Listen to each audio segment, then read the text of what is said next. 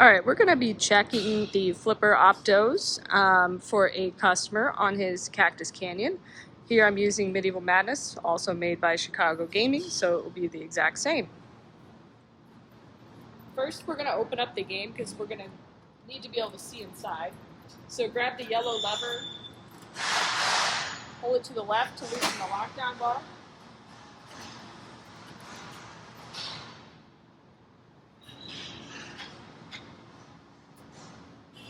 Now we're going to slide the glass out and put it in a safe place. I'm going to use a protective corner since I have a concrete floor, but you can use a carpet, rug, towel, cardboard, whatever you need to set it down on.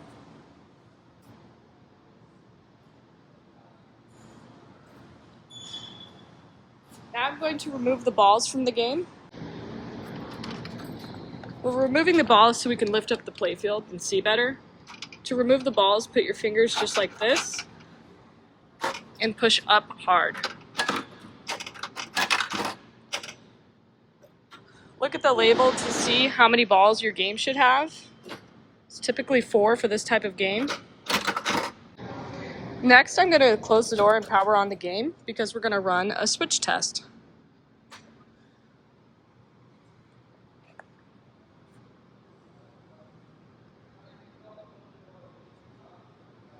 I'll skip ahead while it boots up. Alright, let's use the menu to get into switch test.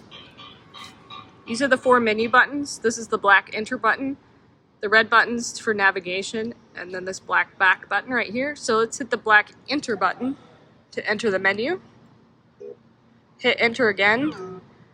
Use the right red button to go over to test. Hit enter again, and hit enter to enter switch edge test. Okay, right now we can test these switches. With the door open, the flippers aren't going to actually flip. But let's see what happens when we push the right flipper button. This is what happens. It actually triggers 2 switches. One for the lower flipper button and one for the upper. This game doesn't have an upper flipper, but it still has the capability to run 2 flippers. So that's why it's triggering 2 switches.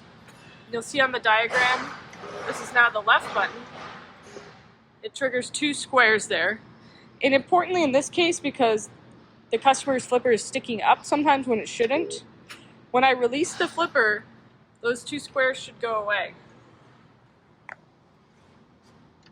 So we're looking specifically over here. When I release it, the squares should disappear. If they're not disappearing, then the flipper's going to stick because the switch still thinks it's active. Let's go ahead and take a look at the switches on the inside. Lift from here to start lifting the playfield. Just be careful.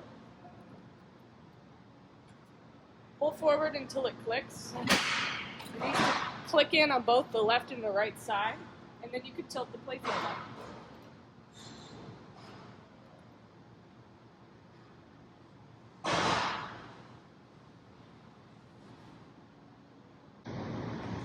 This is what it looks like on the inside. We're looking at the left flipper currently. So when I push the red button, it pushes on this black plastic piece and it moves like this.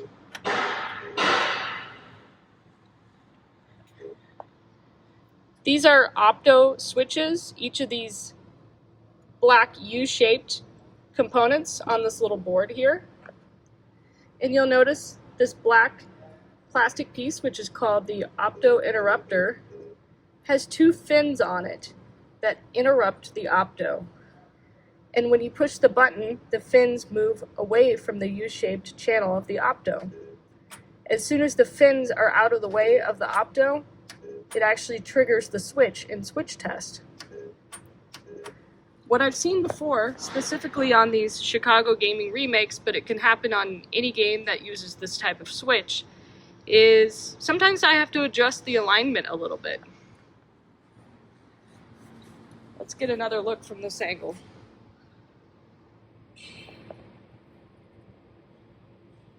This is how mine looks and it's working properly. I've had a case actually on a Cactus Canyon where the left flipper was sticking up, and the reason was these fins were not retracting far enough into the U-shaped opto when I released the button. It turned out to be a really simple fix. All that needed to happen was I just needed to raise this up a little bit so that the fins sat further into the opto. So all it took was me loosening 2 screws, putting a washer in between right here so that this sits up a little bit higher, and that fixed the problem. Before you do any work on your machine, especially with metal tools, go ahead and turn the power off so that you don't short anything. My colleagues are moving large metal things in the background, so that's very loud. Here's how you would place a washer underneath here to adjust that alignment. First, I would typically unplug this connector.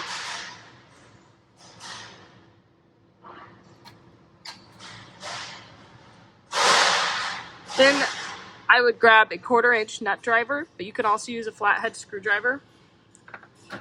And I would loosen up the screws that are holding this little board in.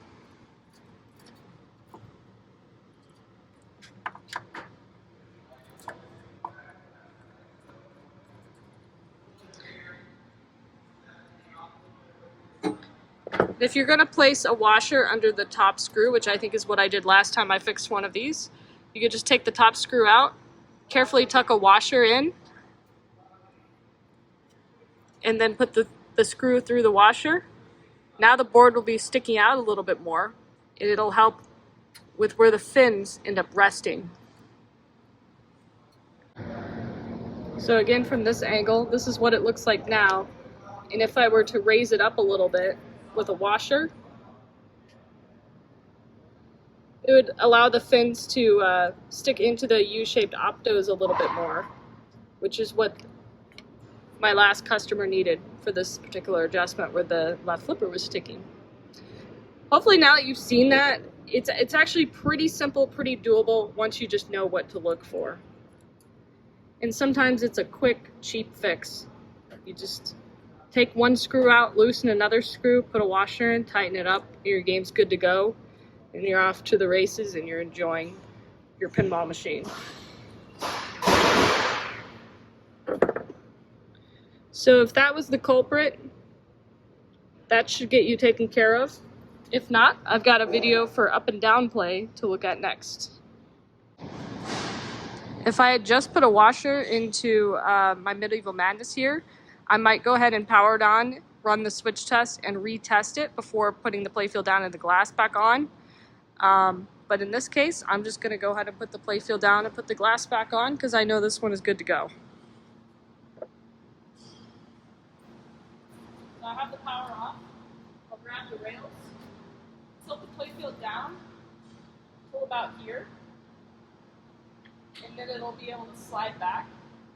If it's not down far enough, it'll still be in the locked position. But if you get it down at the angle I did, it'll release. Grab the 4 balls. You can wipe them off if you like. Gently set them on the playfield, they'll roll down. Close the door.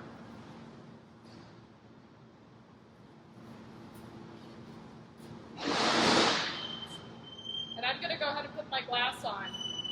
But if you need to do further testing, you can leave it off.